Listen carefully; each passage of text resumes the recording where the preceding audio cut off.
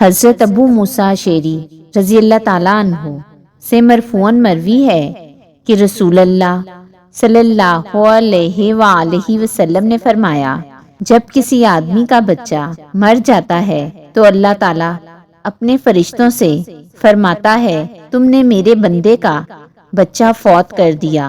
وہ کہتے ہیں، جی ہاں۔ اللہ فرمائے گا، تم نے اس کے دل کا ٹکڑا قبض کر لیا۔ فرشتے کہتے ہیں، جی ہاں۔ اللہ تعالیٰ فرماتا ہے، تب میرے بندے نے کیا کہا؟ فرشتے کہتے ہیں، اس نے تیری حمد بیان کی اور انا للہ پڑھا۔ اللہ تعالیٰ فرماتا ہے، میرے بندے کے لیے جنت میں ایک گھر بنا دو اور اس کا نام بیت الحمد، تعریف والا گھر رکھ دو۔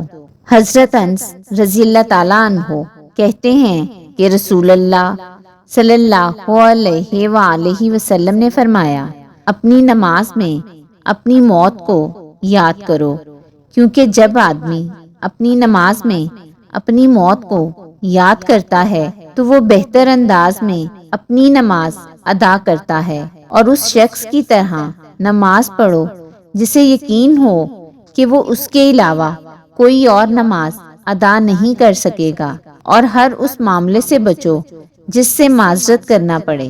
حضرت ابو ہریرہ رضی اللہ تعالیٰ عنہ سے مرفوعاً مروی ہے کہ رسول اللہ صلی اللہ علیہ وآلہ وسلم نے فرمایا، میری امت کی عمریں 60 سے 70 سال کے درمیان ہوں گی، اور تھوڑے لوگ اس حد سے آگے بڑھیں گے۔